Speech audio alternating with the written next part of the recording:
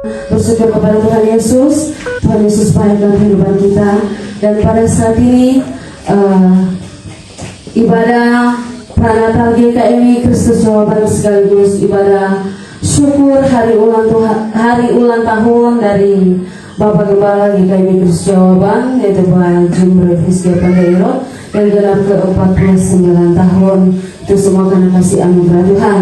Dan sebelum kita mulai ibadah, kita akan dengarkan susunan acara yang akan kita lalui bersama. Puji nama Tuhan. Susunan acara yang pertama yaitu ucapan selamat datang, yang kedua ibadah, yang ketiga sambutan, yang keempat penyerahan bingkisan Natal, ketiga ucapan terima kasih, keenam penutup dan drama tamah. Puji nama Tuhan, kita masuk dalam acara yang pertama, ucapan selamat datang, dan saya minta kesediaan dari Ibu Gembala untuk ucapan selamat datang. Saya persilakan.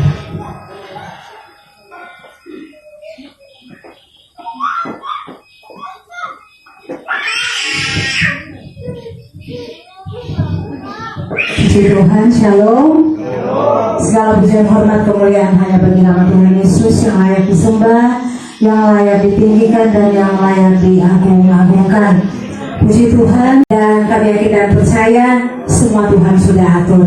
Untuk itu pada saat ini saya atas nama keluarga Gembala bersama dengan jemaat Tuhan GKMI Kristus Jawaban mengucapkan selamat datang bagi kita semua, dan selamat kita menikmati hadirat Tuhan pada saat ini. Dan biarlah kita benar-benar fokus, karena saya terlalu yakin dan percaya kehadiran kita ada di tempat ini itu bukan rencana manusia, tetapi rencana Tuhan Yesus terjadi dalam kehidupan kita. Roh Kudus yang sudah menarik kita boleh berkumpul di tempat ini. Puji Tuhan.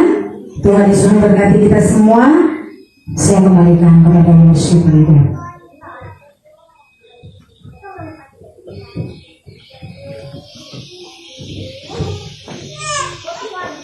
Puji nama Tuhan, ucapkan terima kasih kepada Ibu Gembala yang sudah mengucapkan ucapan selamat datang bagi kita semua. Dan pada saat ini kita akan masuk dalam acara kemuliaan beribadah, dan saya akan pimpin sendiri seperti di tempat ini untuk kita semua. Dan pada saat ini kita akan melakukan ibadah kita.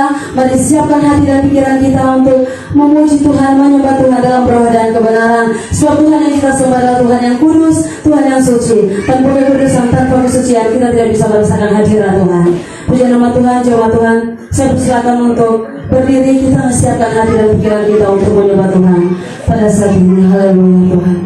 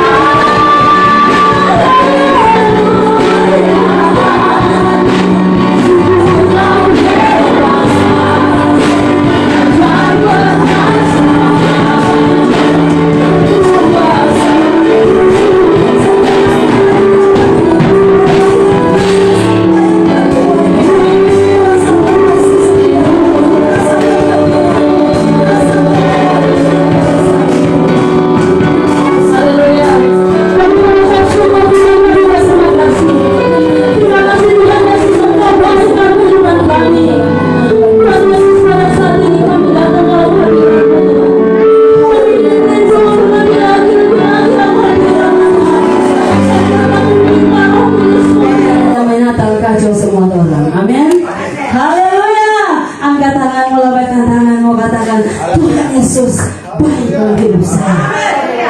Amin. Hai, mari berhimpun. Haleluya.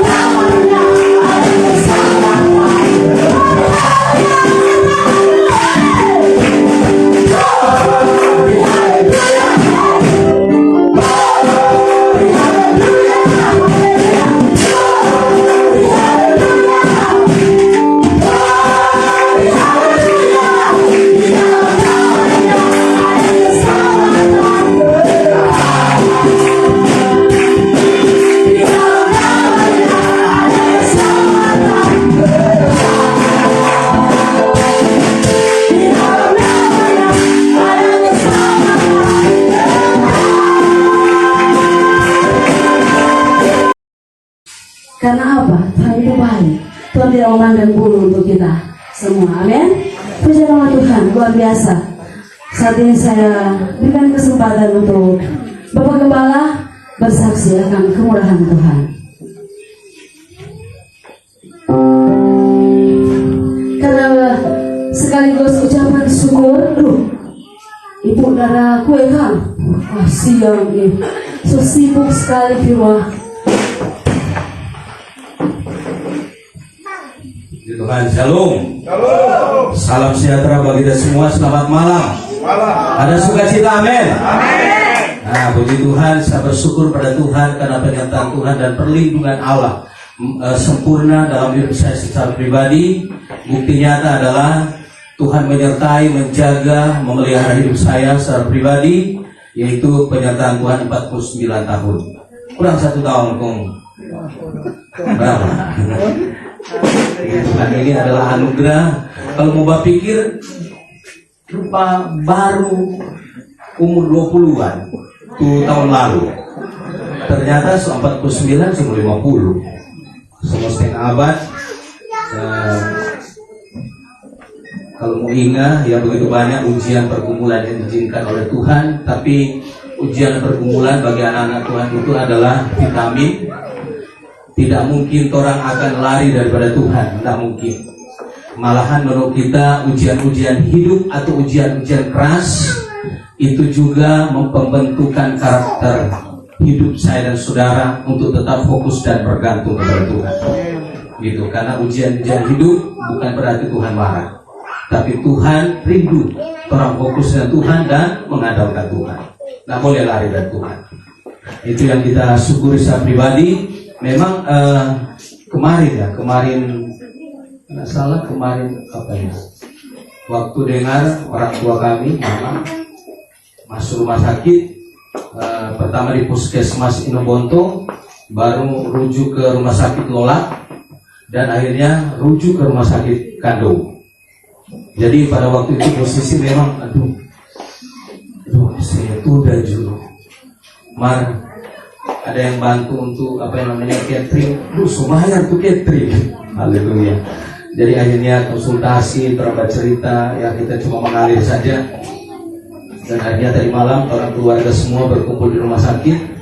Orang tua kami di kabarnya ada serangan jantung dan memang dalam keadaan hampir saja ya. Tapi puji Tuhan, sekalipun masih tetap dalam perjuangan, kita tanya dokter tadi malam memang situasi memang masih tetap dalam keadaan emergensi atau darurat luar biasa. Nah, tetapi orang hidup ini hidup kita ada bergantung kepada Tuhan. Oleh sebab itu tidak perlu ada yang kita khawatirkan dan takutkan. Karena anak-anak Tuhan harus percaya. Terus jawab pada doa sudah mau apa? Oh ada. Oh berarti 4 sudah. Apa? Baru hamba Tuhan. Bravo, puji Tuhan. Sudah pokoknya aman orang sini. Itu ibadah juga tenang-tenang sampai habis. Ini gua pikir mau pindah tampak. Semua ada makanan ya, ada makanan semua pindah. Mau bawa bungkus ada, beras mau bawa ada. Iya. Sudah gua pikir kalau orang membantu hati tak mau tenang untuk ibadah. Kita yakin kita saja mau diberkati oleh apa firman Tuhan. Kita sudah yakin sekali. Kenapa kita semua tulis? Aduh apa ini? Puji Tuhan. Aduh pokoknya tetap ada bahasa dia bahasa Yunani, ada dia bahasa Ibrani, tetap ada muncul sebentar. Kalau dia arti, mana mesti dengan baik-baik kemana? Mau dengan lain susah mesti bayar dulu. Neng meja hijau untuk proposal mesti bayar. Kalau ini ada, orang cuma mandiran terima. Puji Tuhan. Jadi Tuhan Yesus memberkati kita semua. Silakan menikmati lawatan Tuhan ibadah pada malam hari ini. Tuhan Yesus memberkati kita semua. Saya pribadi mengucap syukur Tuhan Yesus sudah berkati sertai saya 49 tahun penyertaan Tuhan dalam hidup saya. Biasa kalau Natal begini tapi Natal 2 tahun, tapi papa ada, tapi kakak-kakak ada, semua ada. Ini cuma adik itu ada 1 orang. Semua ada berjuang di rumah sakit. Jadi Tuhan Yesus memberkati semua. Amin.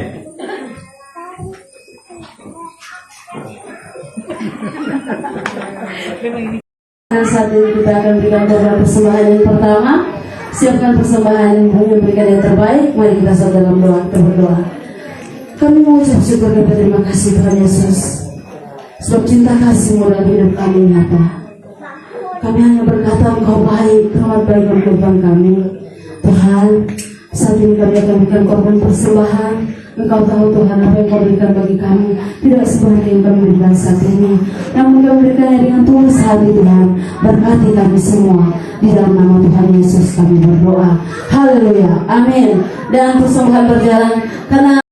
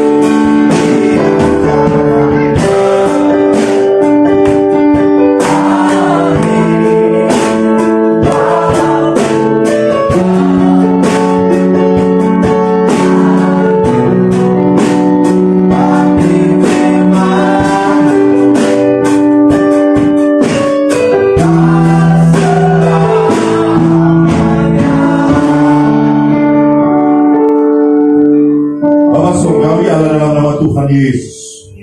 Hati kami bersuka cita buat rahmat dan anugerah Tuhan. Buat segala kebaikan yang Tuhan boleh berlakukan bagi kami. Malam ini kami boleh ada di hadapan hadirat Tuhan. Kami bersyukur anugerah dan kasih-Mu Tuhan memungkinkan kami ada, kami kuat, sehat. Terpuji-pujilah Engkau, Allah yang ajaib dan luar biasa. Tangan Tuhan yang telah menuntun kami ada di tempat ini, bersama-sama dengan keluarga besar GKMI Kristus Jawaban. Bersuka cita malam ini oleh karena Bapak Gembala, Bapak Pendeta Jimri Panirot, boleh diberkati Tuhan dalam usia 49 tahun. Usia yang diberkati Tuhan, pernyataan kekuatan pemeliharaan Tuhan menjadi bagian buat hamba-Mu. Terima kasih banyak Bapak. Hati kami terbuka kepada Engkau, kepada firman-Mu. Kami siap dengar firman-Mu. Urapan otoritas surga menjadi bagian buat hamba-Mu, sehingga malam ini malam kami boleh tilawat di zaman diberkati Tuhan. Engkau Roh Kudus yang menguasai tempat ini, menguasai hati dan pikiran kami. Dalam nama Tuhan Yesus kami siap dengar firman-Mu. Haleluya. Amin. Shalom. Halo. Salam sejahtera bagi kita semua. Saya bersyukur kepada Tuhan malam ini buat waktu dan kesempatan yang Tuhan boleh beri bagi saya sehingga saya boleh ada di tempat ini. Tanggal 5 ini saya dapat 3 permintaan untuk melayani. Tetapi Pendeta Jibril sudah lebih dahulu bulan apa itu?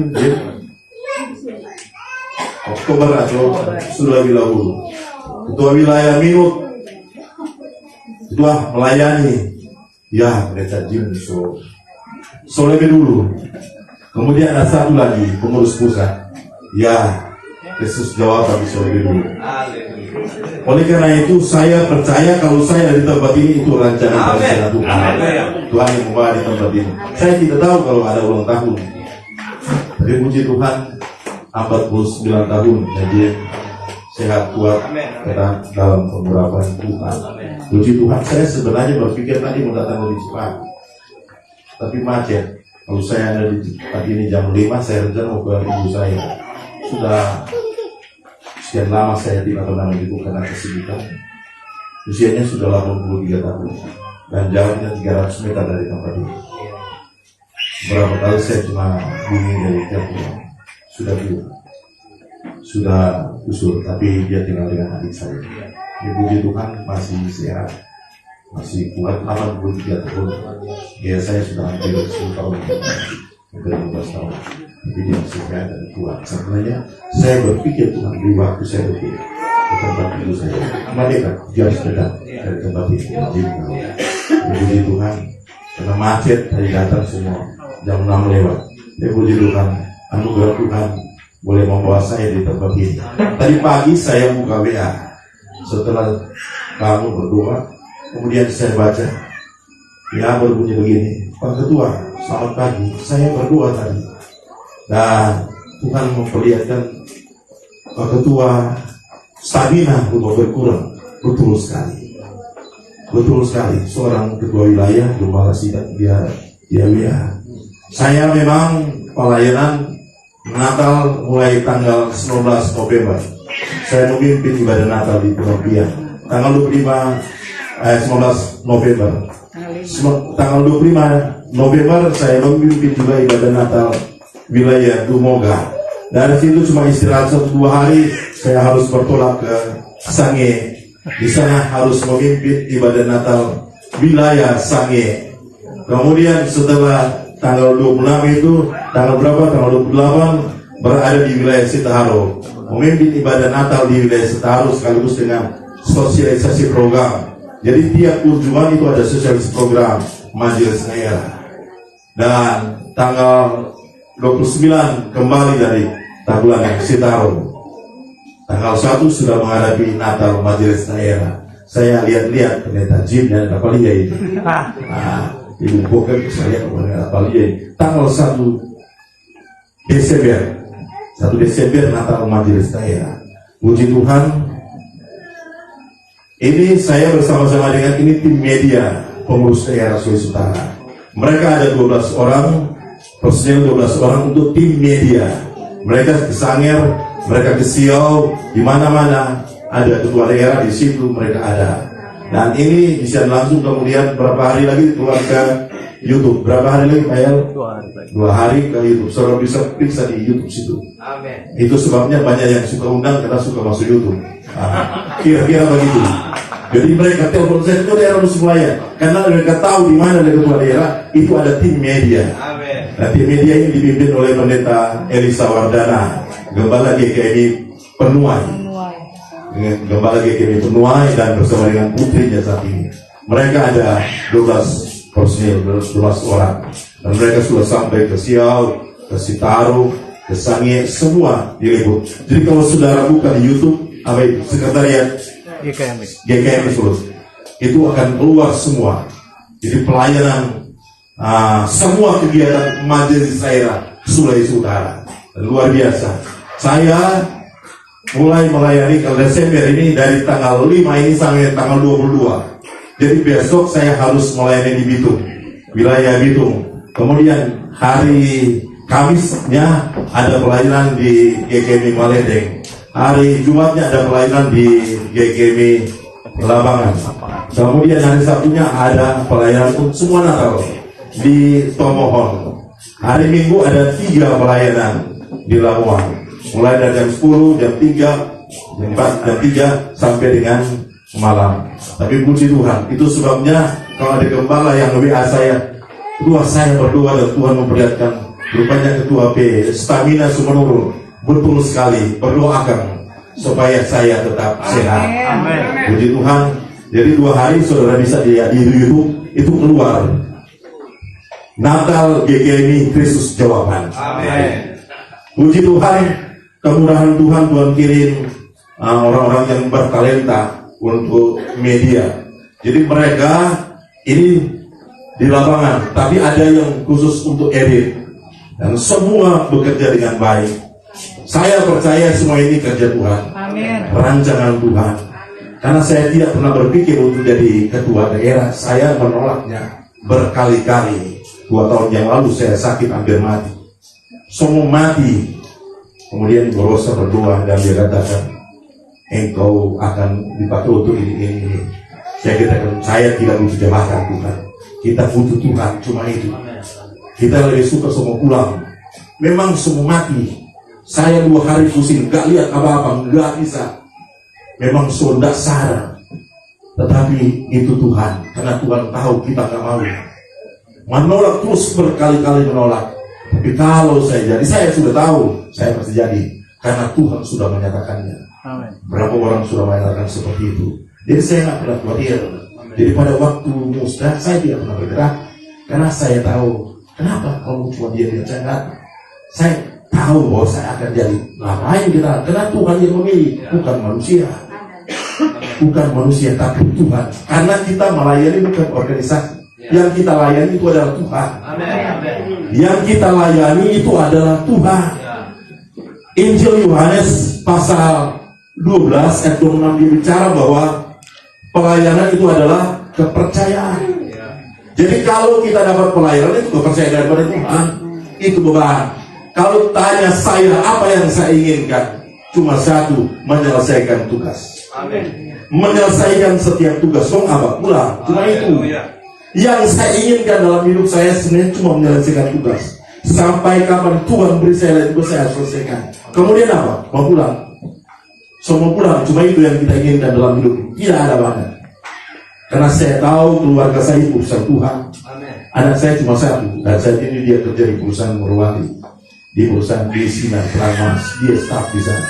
Dia setelah selesai dari Unsrat S1 di Fakultas Ekonomi di Bah. Kemudian dia katakan kepada saya, Papa, kita kan tidak perlu jadi pendeta. Enggak perlu jadi gembala, enggak perlu. Yang suruh nggak jadi gembala, jadi pendeta bukan Papa, tapi Tuhan. Saya tidak pernah memaksa dia. Oh enggak ada sekolah tinggi kerja, dan dia jadi staff di sana.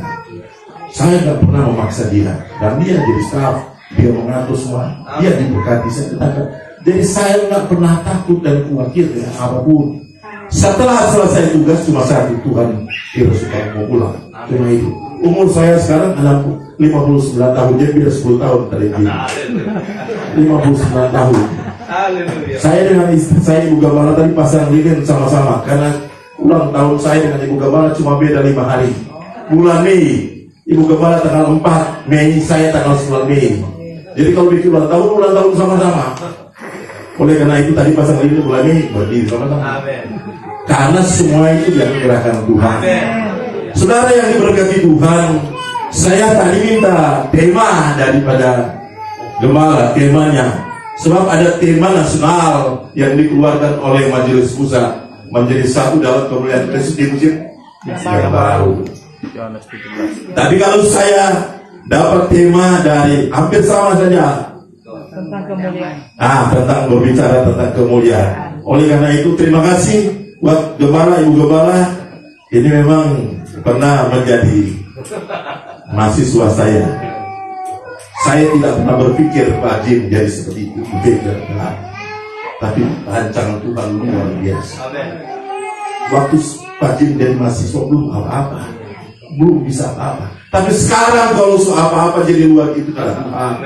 Semua karena Tuhan. Semua karena Tuhan. Mari saya jemput kita bangkit berdiri.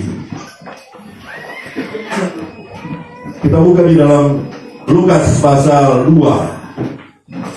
Karena temanya ayat 14, saya baca saja, kita baca saja mulai ayat yang pertama dari kelahiran Kristus. Lukas pasal 2 ayat pertama sampai dengan ayat yang ke-14. Kelahiran Yesus. Saya baca ayat pertama dan Bapak Ibu Saudara sekalian ayat yang kedua dan seterusnya. Pada waktu itu Kaisar Agustus mengeluarkan suatu perintah menyuruh mendaftarkan semua orang di seluruh dunia. Inilah pendaftaran yang pertama kali diadakan Cornelius menjadi pemimpin Syria. Maka pergilah semua orang mendaftarkan diri masing-masing di kotanya sendiri. Demikian juga Yesus pergi dari kota Nazaret di Galilea ke kota Daud yang bernama Betlehem, karena ia asal dari keluarga dan keturunan Daud. Supaya didaftarkan bersama-sama dengan Maria tunangannya yang sedang mengandung. Ketika mereka disebut Maria berkesabaran. Dan ia melahirkan seorang anak laki-laki, anaknya yang sulung. Lalu dibungkusnya dengan lampin dan dibaringkan di dalam palungan, karena tidak ada tempat bagi mereka di rumah penginapan.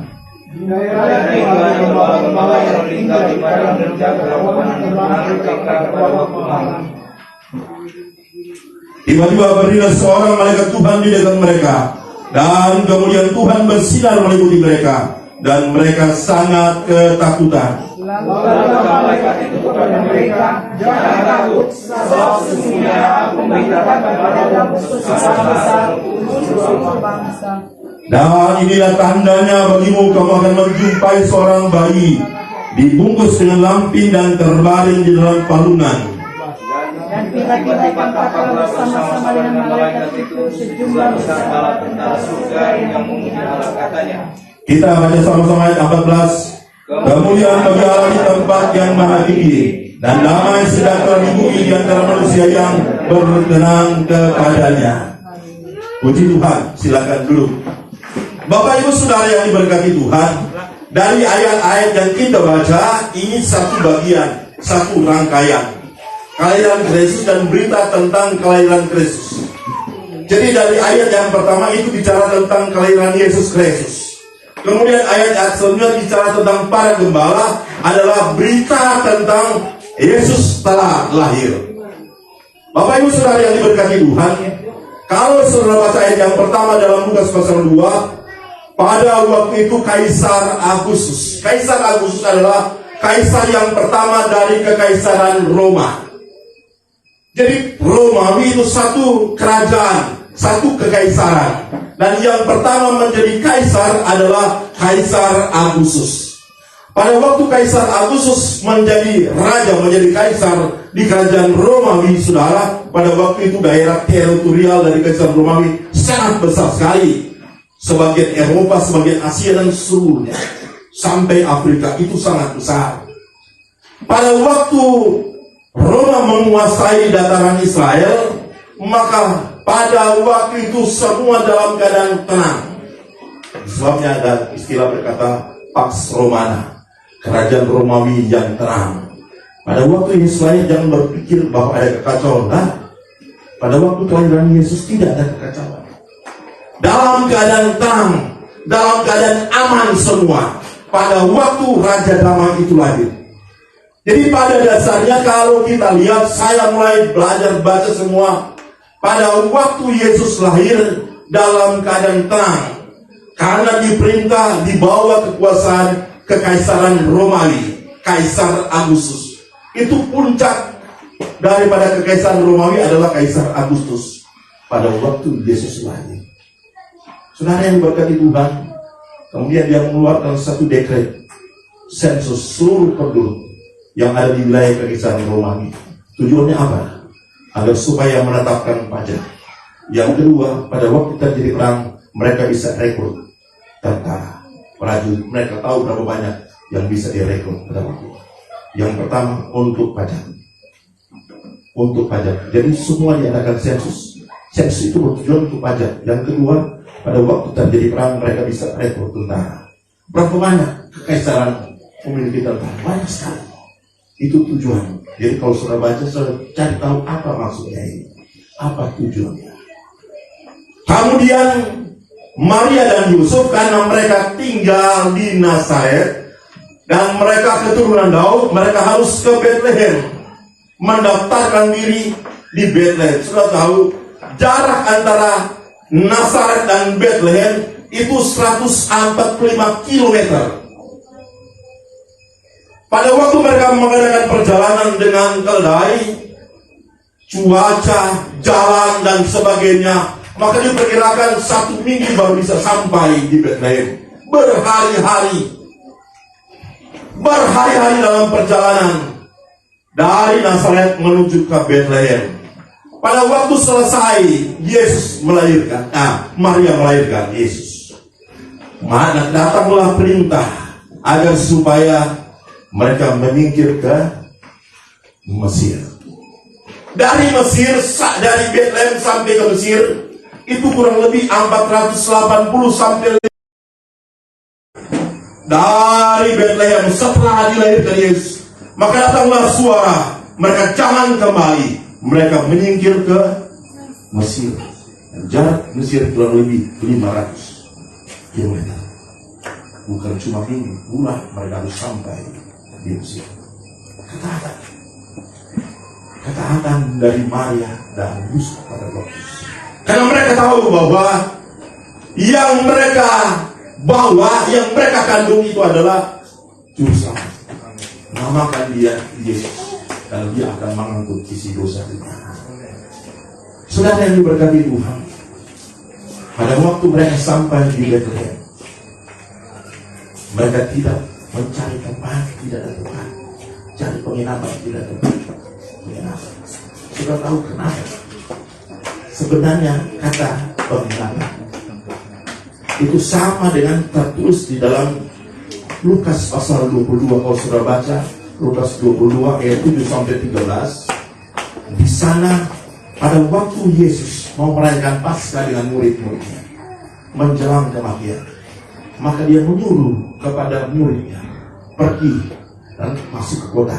Kalau engkau jumpai seorang yang memegang kendi air, berisi air, ikuti dia. Dan tatkala sampai ke rumahnya dan katakan, di mana guru akan merayakan Paskah. Mereka akan menunjukkan ke ruangan atas. Kata penginapan dan kata ruangan sama, kata 5 ditulis dalam teks 9. Artinya saudara, pada waktu Yesus lahir, dia lahir paling rendah. Dia mencari penginapan. Penginapan sebenarnya itu ruangan atas. Itu penginapan. Dalam teks bahasa Yunani kata 5 artinya ruangan atas. Jadi tempat yang paling atas. Pada waktu mereka cari penginapan sama dengan kata ruangan yang tertulis dalam Lukas 22 ayat 7 sampai 13. Saudara, kalau saudara periksa dengan benar-benar bahwa ada kaitan Yesus lahir dan pada waktu dia menuju kepada kematian. Dia lahir rendah. Dia lahir di palungan, saudara. dibungkus dengan kain lampin. Kenapa kain lampin? Kain itu adalah kain pembungkus bayi yang khusus untuk membungkus bayi. Pada waktu seseorang dibungkus dengan kain lampin, dia akan merasa aman sama seperti pada waktu dia ada di dalam kandungan ibunya. Itu kain pembungkus khusus pembungkus bayi. Jadi pada waktu dibungkus dengan kain lampin, seorang anak, seorang bayi, dia akan merasa sama seperti pada waktu ada di dalam kandungan ibunya. Itu artinya saudara, kenapa dengan lampin? Karena pada waktu dia lahir, dia akan merasa hangat, tenang, sama seperti pada waktu ada di dalam kandungan emaknya. Kemudian mereka cari mengenal tidak dapat. Kenapa harus paling bawah? Karena dia harus ada paling bawah. Tetapi pada waktu dia menuju kepada kematiannya, maka orang itu akan ditinggal paling atas. Yesus lahir paling rendah di bawah, tetapi pada waktu dia mati, namanya paling ditinggikan. Dia sangat ditinggikan pada waktu dia menuju kepada kematian. Maka Tuhan rumah katakan ada di tingkat atas. Jadi dia adalah Tuhan. Pada waktu dia datang, dia adalah manusia 100%, tapi Tuhan 100%, Allah 100%. Pada waktu dia lahir, dia harus paling rendah dia lahir. Dia adalah firman yang menjadi manusia. Dalam teks yang lain, dia adalah firman yang menjadi daging. Dia adalah firman yang menjadi daging. Kita Yohanes bicara bahwa pada mulanya adalah firman, dan firman itu bersama-sama dengan Allah, dan firman itu adalah Allah, dan firman itu telah menjadi manusia. Dalam teks asli telah menjadi daging. Dia masuk di dalam daging, dan kalau kita bicara kita telah melihat kemuliaannya. Oleh sebabnya dikatakan kata Tuhan bersama-sama dengan kita, Immanuel. Immanuel bukan cuma Tuhan bersama-sama dengan kita. Kita melihat Tuhan dan Tuhan melihat kita. Itu Immanuel. Sebab dia dari kata Ibrani, ada huruf di balik ayin, artinya mata. Immanuel bukan cuma Tuhan bersama-sama dengan kita. Tuhan memandang kita dan kita terus memandang Tuhan. Amen. Jadi kita melihat Tuhan bukan cuma di dunia ini, sampai kita di surga selama-lamanya kita akan memandang Dia. Amen. Jadi Allah Immanuel bukan cuma di dunia, sampai kita mati dan kita akan berjumpa dengan Dia mata dengan mata. Kita akan melihat Dia. Itulah Immanuel. Jadi Immanuel bukan cuma di dunia pada waktu hidup, Tuhan beserta dengan kita. Amen. Sampai selama-lamanya kita akan memandang Dia. Amen. Dia menyertai kita bukan cuma di dunia, sampai selama-lamanya kita berjumpa dengan Dia. Itu sebabnya firman telah manusia dan kita memandang kemuliaannya. Dia telah menjadi manusia, telah menjadi daging, dan kita memandang kemuliaannya. Tatkala kita memandang kemuliaannya bukan cuma sekarang, tapi setelah kita menutup mata, menyelesaikan setiap tugas dan panggilan kita, maka kita akan berjumpa dengan Dia, memandang Tuhan untuk selama-lamanya. Jadi hidup dengan Tuhan bukan cuma di dunia, sampai selama-lamanya. Itu sebabnya dikatakan bahwa kita harus mengenal Tuhan. Bukan cuma Tuhan kita kenal Tuhan, tapi Tuhan mengenal kita. Bagaimana Tuhan bisa mengenal kita? Cuma dengan pergaulan. Hubungan yang menyebabkan Tuhan bisa mengenal kita. Banyak orang dia berseru Tuhan, Tuhan, tapi Tuhan tidak pernah mengenal dia. Bersyukur kalau Tuhan memperhatikan dan mengenal. Bagi saya sudah cukup kalau Tuhan memperhatikan saya. Jadi pada waktu saya baca WA tadi, saya lihat bahwa Tuhan bersyukur Tuhan memperhatikan saya. Itu harta yang paling indah dalam hidup. Kalau Tuhan memperhatikan kita. Punya semuanya, tapi kalau Tuhan tidak mengenal nol sama itu, kita bisa berbuat semuanya. Tetapi kalau kita tidak dikenal oleh tidak nol sama itu, Tuhan, aku telah menyembuhkan orang sakit, Tuhan, aku telah begini, aku telah begini, aku tidak mengenal kamu. Dari mana kita bisa tahu bahwa Tuhan mengenal kita? Sejak di dunia ini. Kita bisa tahu Tuhan mengenal kita. Jadi jangan kita hanya sampai kepada posisi bahwa kita mengenal Tuhan, tapi Tuhan tidak pernah mengenal kita. Itulah sebabnya kita bicara bahwa poin berikut setelah Yesus lahir, maka berita tentang kelahirannya harus sampai kepada semua orang, kepada seisi bumi, dimulai daripada gembala. Pada waktu Yakub ada di Mesir, Yusuf memanggil Yakub ke Mesir. Dia memboyong Yakub dan saudara-saudaranya Yusuf ke Mesir. Apa yang Yusuf katakan kepada Yakub? Ayah, kalau dipanggil Firaun menghadap Firaun, jangan katakan apa-apa. Katakan bahwa pekerjaanmu adalah gembala. Jangan katakan apa-apa. Katakan bahwa pekerjaanmu sehari-hari adalah pengembala. Dalam konteks orang-orang Timur Tengah, gembala itu paling rendah. Posisi gembala itu paling rendah. Itu sebabnya pada waktu Yusuf menghadapkan ayahnya Yakub kepada Firaun, jangan katakan apa-apa, katakan saja pekerjaan kami adalah gembala. Karena tidak ada ancaman, karena paling rendah mereka ditinjau pada satu tempat, di sana mereka tinggal.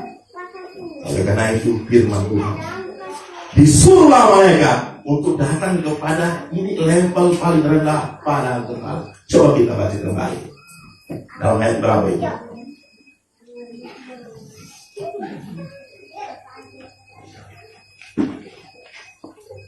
Gembala.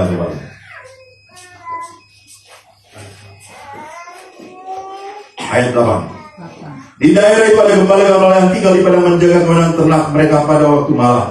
Tiba-tiba berdiri seorang malaikat Tuhan di dekat mereka. Kemudian Tuhan bersinar meliputi mereka dan mereka sangat ketakutan. Lalu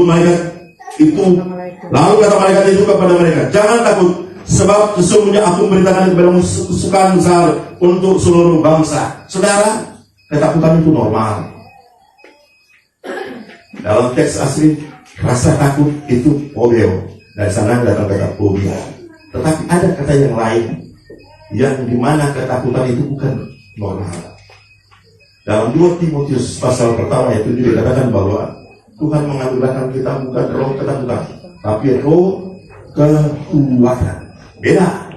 Kata yang digunakan di dalam Lukas pasal 2 itu phobeo, tetapi kata yang digunakan di dalam 2 Timotius 1 ayat 7 deinia, artinya roh. Kalau yang di dalam Lukas pasal 2 itu rasa takut, semua orang punya rasa takut. Tetapi yang kedua itu adalah karakter ketakutan. Jadi ketakutan sudah masuk di dalam roh, bukan rasa lagi. Oleh karena itu apa yang kita dapatkan di sana, bahwa Tuhan datang, Yesus datang menghilangkan ketakutan, bukan cuma rasa takut, tetapi karakter ketakutan. Orang yang punya deilia, artinya orang punya roh ketakutan bukan cuma takut rasa, tetapi dia takut menghadapi tantangan, takut menghadapi masa depan, takut menghadapi tantangan. Itu roh. Kalau tidak takut menghadapi tantangan, orang di dalam Tuhan, tapi dia masih takut menghadapi tantangan, maka ketakutan ini bukan cuma rasa takut, tapi ketakutan itu bisa masuk di dalam rohnya. Orang yang ada di dalam Tuhan harusnya dia punya iman. Sebab iman itu adalah keberanian. Pada waktu kita punya iman, kita punya keberanian untuk melangkah. Pada waktu kita punya iman, kita punya pengharapan dan tidak pernah merasa takut lagi dengan hari depan kita. Karena kita percaya bahwa Tuhan tahu apa yang terjadi di depanku. Tuhan tahu kehidupanku, Tuhan tahu masa depanku. Pada waktu Ishak di dalam kitab Ibrani, saudara, pasal 11 ayat 20 dikatakan 22 kalau tidak salah. Pada waktu Ishak sudah tua, maka dia memberkati kedua anaknya, Yakub dan Esau. Pada waktu tangannya ada di atas kepala Yakub dan Esau, maka dia memandang ke depan. Yakub dan Esau belum menjadi apa-apa. Yakub masih tinggal di rumah orang tuanya. Yakub ada di dapur. Esau masih mengembara, mencari buruannya, belum menjadi apa-apa. Tapi pada waktu dia meletakkan tangannya, maka dia memandang ke depan. Itulah yang disebut dengan iman, keberanian. Dia tidak pernah takut dengan Esau, dengan apa yang terjadi, karena dia telah melepaskan. Jadi pada waktu kita lihat keluarga kita susah, jadi jangan lihat pada waktu anakmu berontak hari ini, tapi lihat apa yang Tuhan akan buat ke depan. Jadi kalau anak saudara belum jadi apa-apa, pada waktu melawan dia hari ini, jangan takut, jangan khawatir. Dia itu Tuhan, Tuhan aku melepaskan masa depan bagi anak ini, masa depan yang cerah. Oh akan dia suamimu pulang dengan mabuk segala macam. Jangan kalau langsung ada harapan. Semasih kita punya Tuhan, masih punya. Taruh tanganmu dan katakan Tuhan berkati dia. beri masa depan. Seperti itu yang dilakukan oleh Ishak bukan. Tetapi kenapa dia bisa melihat? Yang dia lihat adalah jauh ke depan, yang bukan dilihat oleh mata jasmani, tapi dia lihat dengan mata iman. Jadi kalau terjadi apa yang sudah alami hari-hari ini, jangan khawatir. Waduh, sudah ada harapan Tuhan. So begini terus, jangan pernah melihat apa yang akan Tuhan buat hari-hari depan. Setiap orang yang setia kepada Tuhan, dia pasti punya masa depan. Setiap orang yang hidup dalam takut akan Tuhan, pasti punya masa depan. Apalagi orang yang melayani Tuhan. Sepanjang saya melayani, sudah hampir 40 tahun saya melayani, tidak pernah melihat gembala keluarganya susah. Tidak pernah saya melihat seperti kata Daud, sampai hari ini aku tidak pernah melihat orang benar itu jadi pemeris. Orang benar itu turun diberkati Tuhan. Oleh karena itu saudara, setialah kepada Tuhan.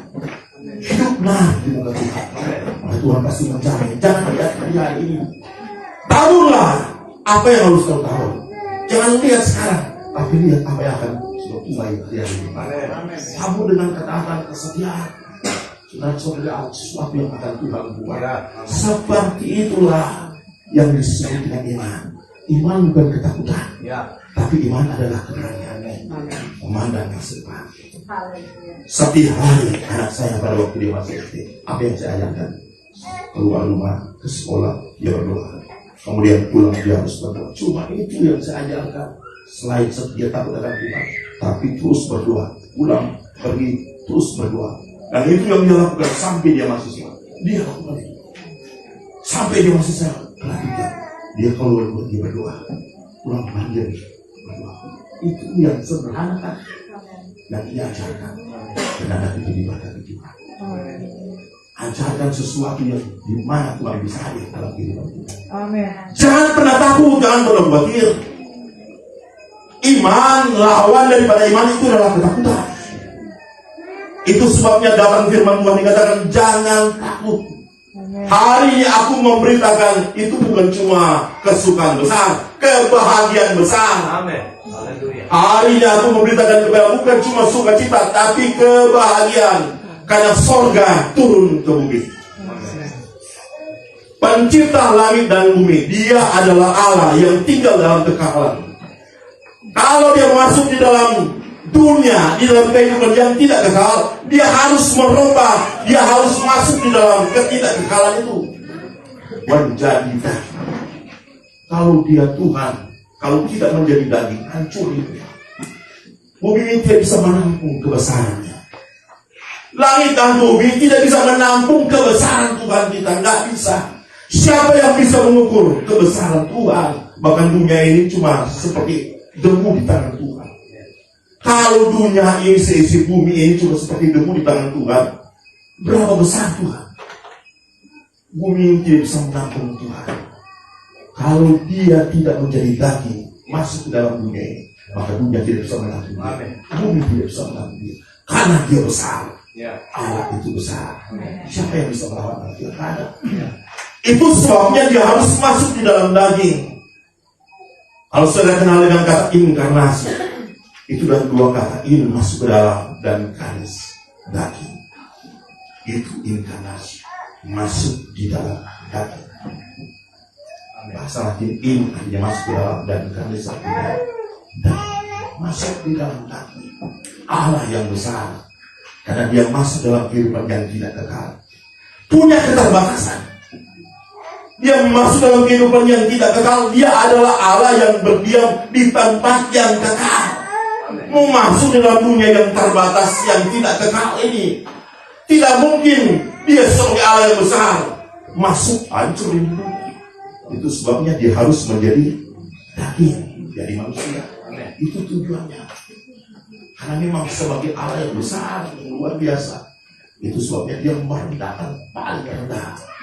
Jadi dia adalah Yesus yang paling tinggi.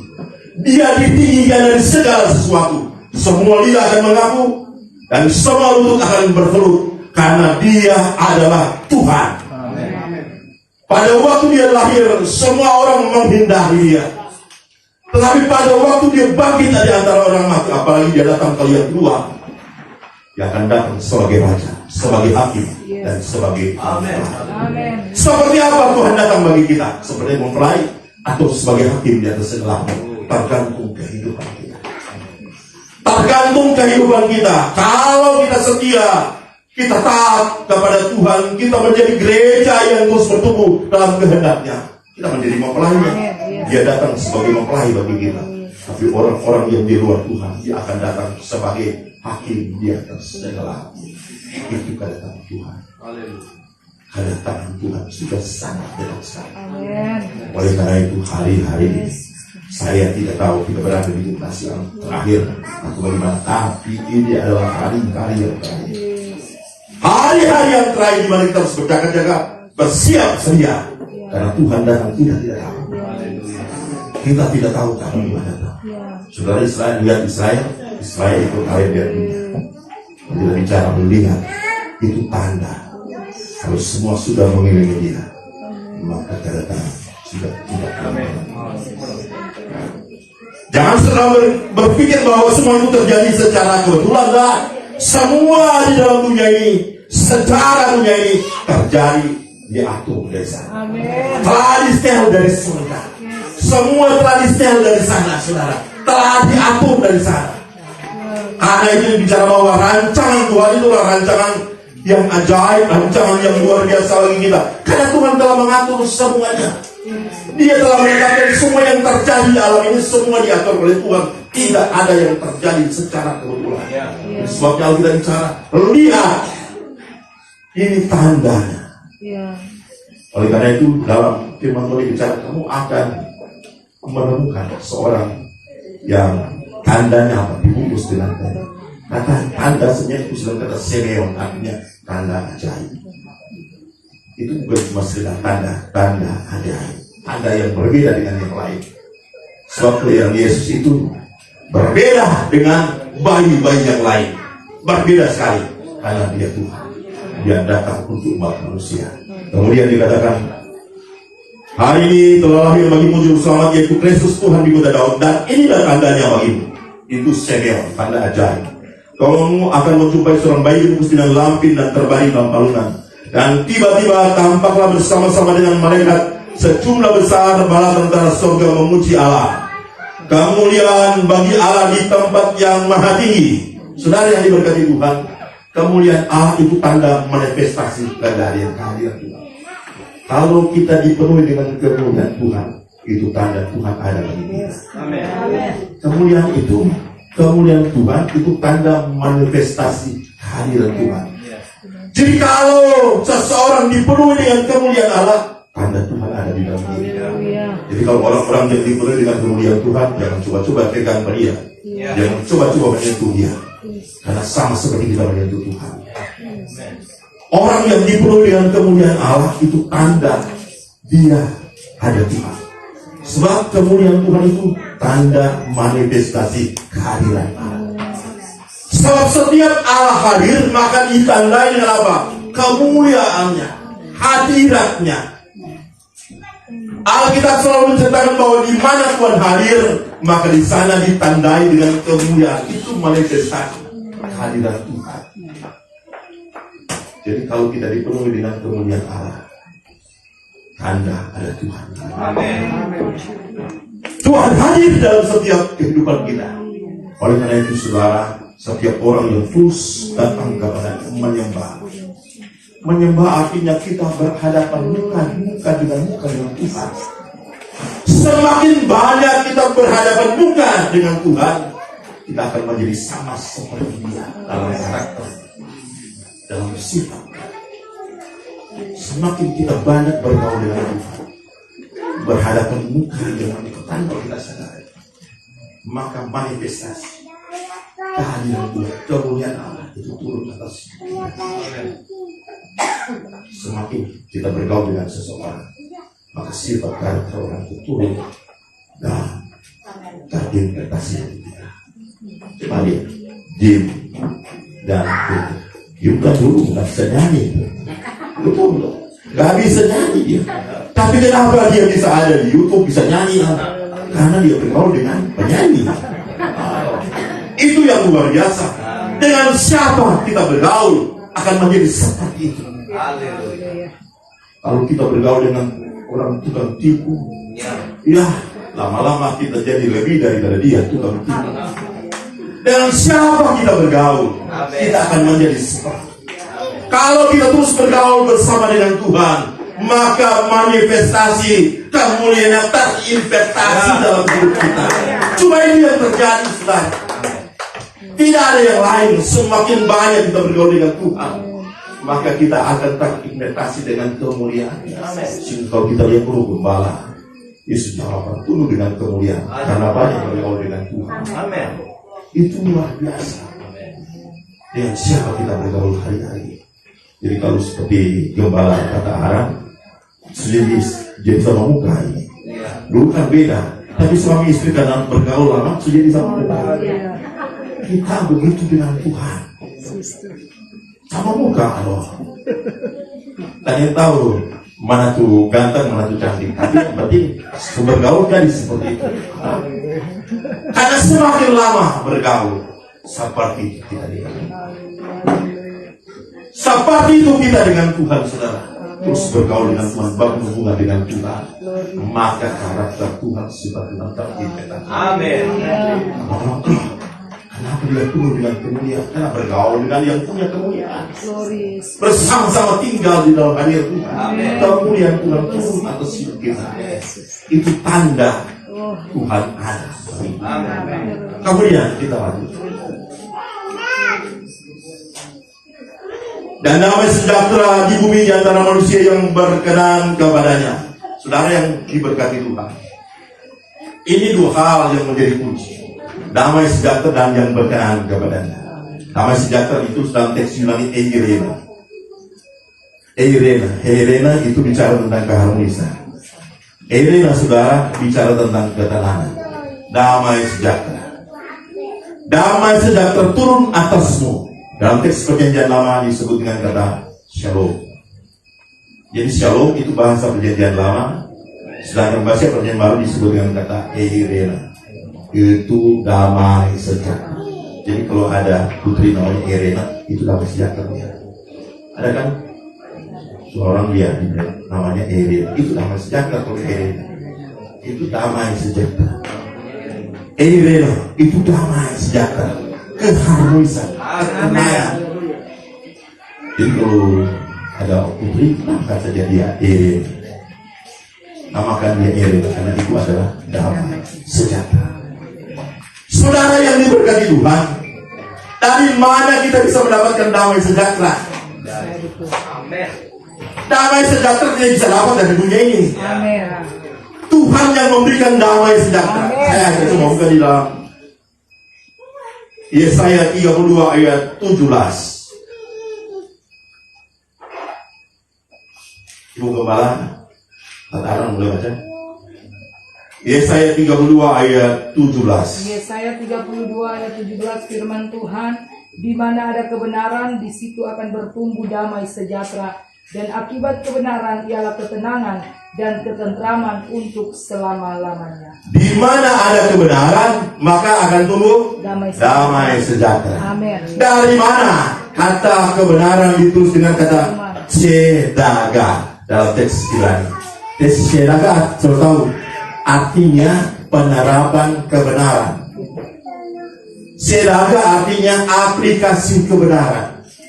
Dari mana damai sejahtera? Dari pada waktu kita melakukan kebenaran. Amin. Pada waktu kita mengaplikasikan kebenaran dalam setiap kehidupan kita, maka di sana tumbuh damai sejahtera. Amin. Damai sejahtera tidak akan tumbuh kalau kita tidak menjadi pelaku kebenaran. Damai sejahtera itu akan tumbuh pada waktu kita mengaplikasikan kebenaran dalam setiap hidup kita.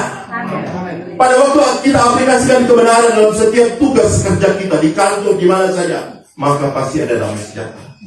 Coba kalau sudah keluar dari kebenaran, pasti kehilangan. Asal yang pertama, aplikasikan kebenaran dalam kehidupan kita.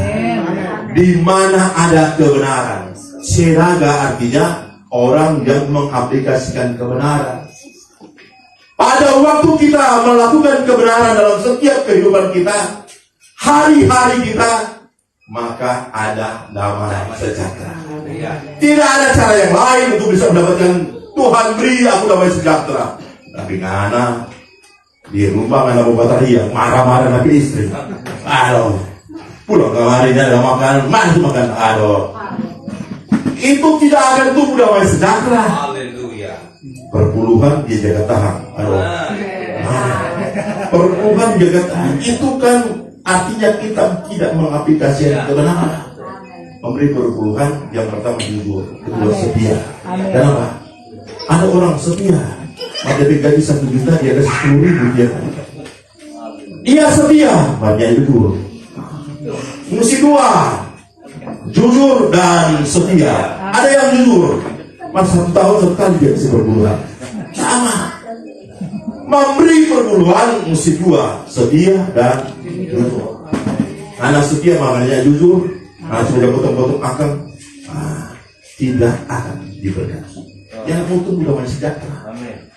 Tumbuh damai sejahtera kalau kita mengaplikasikan kebenaran. Jadi pada waktu kita baca ayat ini, saya periksa apa sebenarnya itu benar. Oh, celaka, apa itu celaka? Artinya orang yang melakukan kebenaran. Bukan cuma sekedar kebenaran, tapi mengaplikasikan kebenaran dalam setiap aspek kehidupan kita. Maka akan tumbuh damai sejahtera. Ada ketentraman dan kedamaian, ketenangan. Jadi pelaku firman Tuhan. Amin. Maka damai, Natal itu menjadi bagian hidup. Sekalipun tidak ada apa-apa di rumah, tapi yang penting kita melakukan firman Tuhan. Ada damai sejahtera. Tapi sudah ada apa-apa, roh hidup. Susah ini. Tidak akan tumbuh damai sejahtera. Sekalipun nyana ada apa-apa, cuma nasi doanya dari baru ini. Yang penting lakukan kebenaran. Amin. Kadang-kadang orang dia pencuri, orang percaya dia pencuri kalau bulan Desember, apalagi mau datang, perpuluhan dia ada tahun baru dia kasih. Tahun baru dia ada lagi, nanti dia kasih. Artinya sebentar dia bayar utang dan sebagainya. Kenapa? Tidak menjadi pelaku firman Tuhan. Damai sejahtera tidak ada cara lain untuk bisa mendapatkan damai sejahtera. Tuhan beri aku damai sejahtera. Mana hanya pernah lakukan firman Tuhan. Bagaimana damai sejahtera bisa tumbuh? Tumbuh damai sejahtera pada waktu kita menjadi pelaku firman Tuhan. Damai sejahtera itu akan melindungi kita, menjadi benteng bagi kita. Coba baca di dalam Yesaya pasal 26 ayat 3. Tolong buka baca. Yesaya 26 ayat 3 firman Tuhan, yang hatinya teguh kau jagai dengan damai sejahtera, sebab kepadamulah ia percaya. Amin. Damai sejahtera itu bisa menjadi pelindung bagi kita, saudara. Bisa memproteksi kita. Amin. Damai sejahtera. Asal saja kita tetap teguh kepada firman Tuhan, percaya dan meyakini firman Tuhan, menjadi pelaku firman Tuhan. Artinya teguh. Orang punya prinsip, saya mau hidup dalam kebenaran. Saya sudah tinggalkan kehidupan lama. Tidak mungkin saya akan kembali kepada kehidupan lama. Prinsip saya, sekali saya bertobat, tetap untuk selama-lamanya. Sekali saya percaya, tetap untuk percaya selama-lamanya. Dan orang-orang seperti itu, damai sejahtera itu akan memproteksi kehidupan, akan melindungi dia. Damai sejahtera itu pelindung bagi kita, saudara. Pelindung dalam setiap perjalanan hidup kita. Yang penting ada damai sejahtera. Kita tahu ya, yang damai kita. Yang damai. Kalau orang pekat lawan, yang damai kita. Oh, berarti ada sesuatu yang kurang kita. Jangan lakukan. Karena damai sejahtera itu tanda pelindung, tanda awas bagi kita. Kalau sudah ada damai sejahtera, berarti ada sesuatu. Cek dalam kehidupan kita. Kau jagai, kau lindungi, proteksi dengan damai sejahtera. Itu gunanya damai sejahtera. Bukan cuma bicara tentang irina, keharmonisan, ketenangan, tapi dia pelindung bagi kita. Yang ketiga, coba Yesaya 26 ayat 12.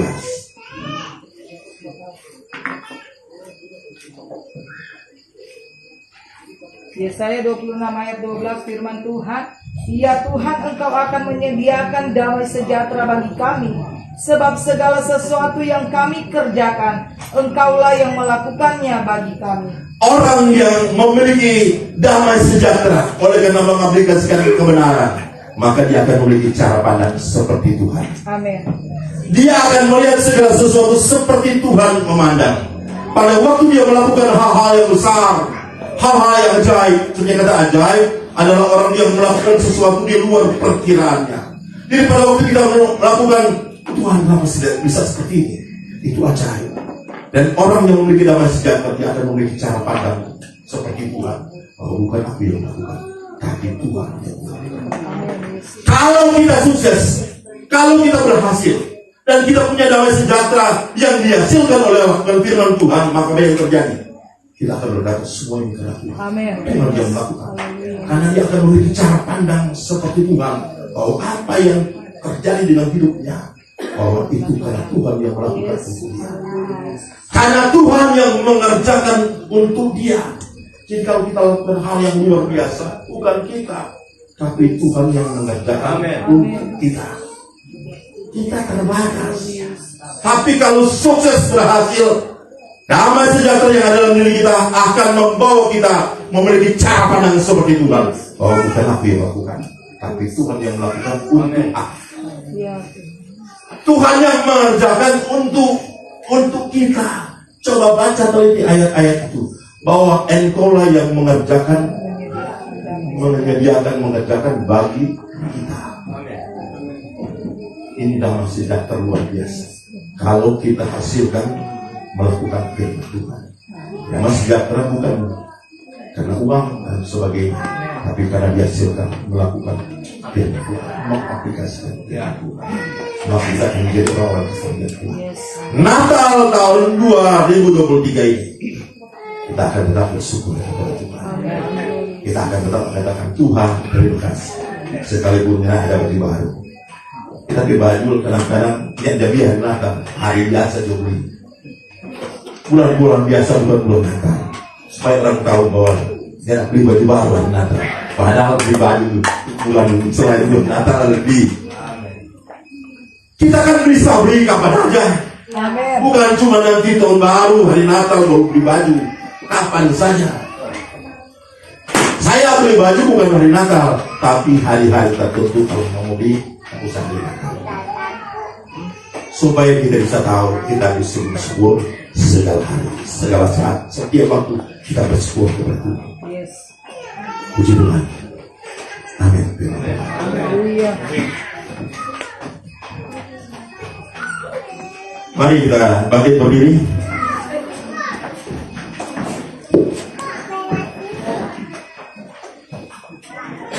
Mari kita angkat pujian dan kita akan berdoa buat Bapak Pendeta Jibril Pandairot yang hari ini Tuhan boleh berkat digenapi dalam usia 49 tahun.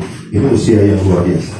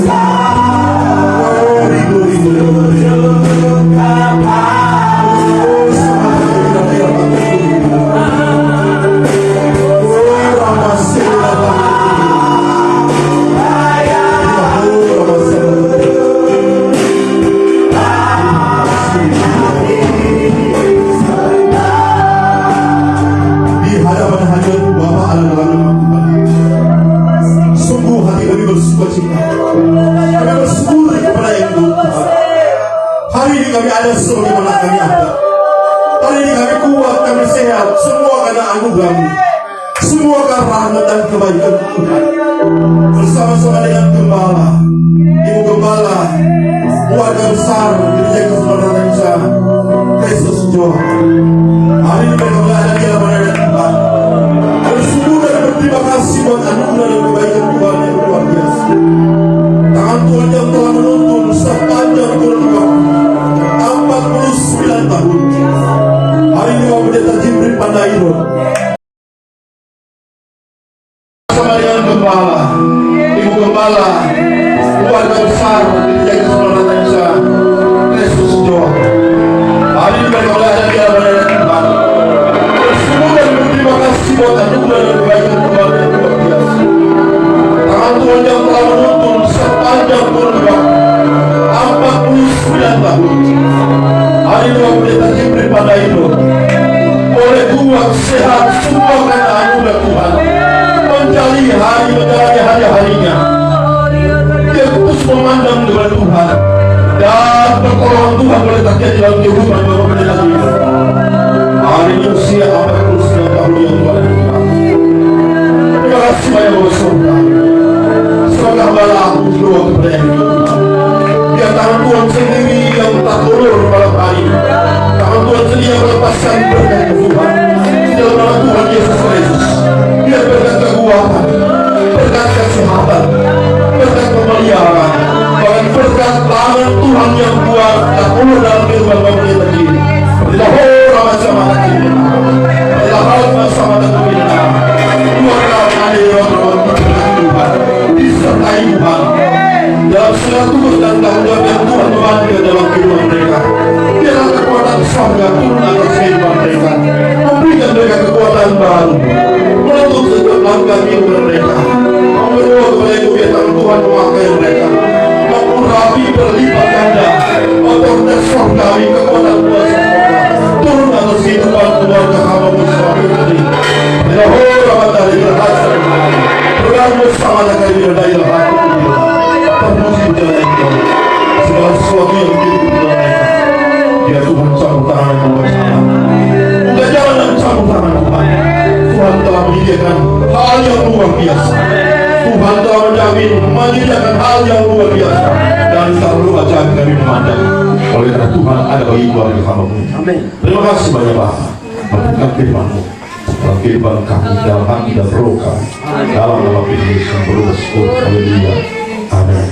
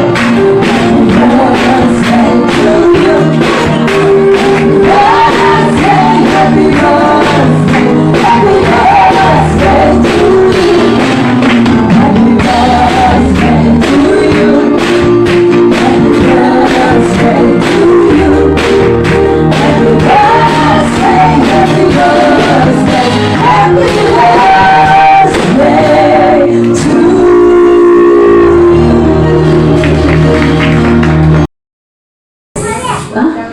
Happy birthday to you. Birthday to you. Happy birthday to you. Birthday, happy birthday, happy birthday to you. Happy birthday to you. Happy birthday to you. Happy birthday, happy birthday to you. Mungkin anak-anak Fabio dan foto.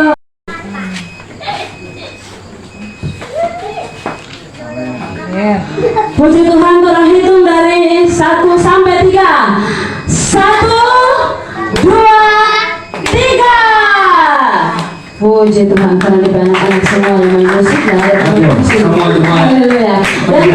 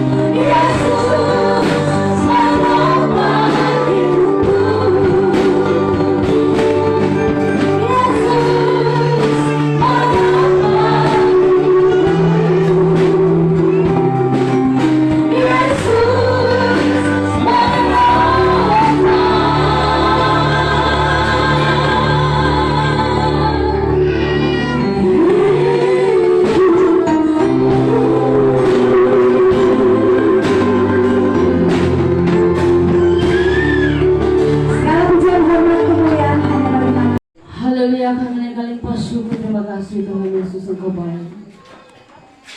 Haleluya Tuhan, terima kasih.